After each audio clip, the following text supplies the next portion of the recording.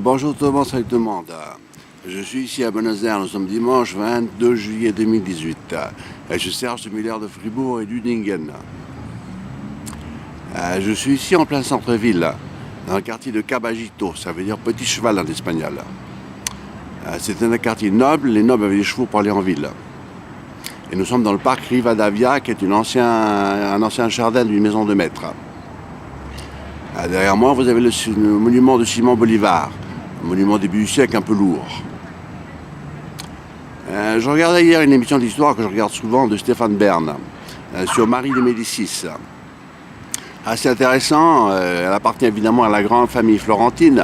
Elle avait épousé le roi de France Henri IV, bien connu de tout le monde parce qu'il avait dit la soupe pour tout le monde.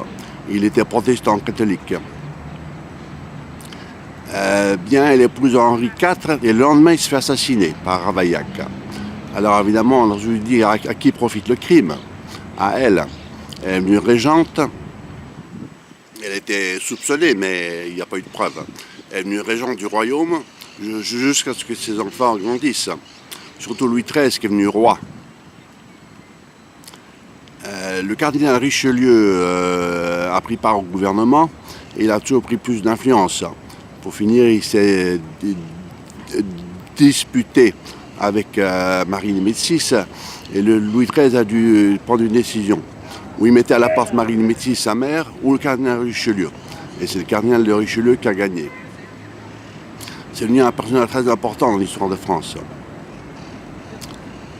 Marie de Médicis avait le goût du luxe et elle avait fait le palais du Luxembourg en propriété privée avec des très très beaux jardins. Oui.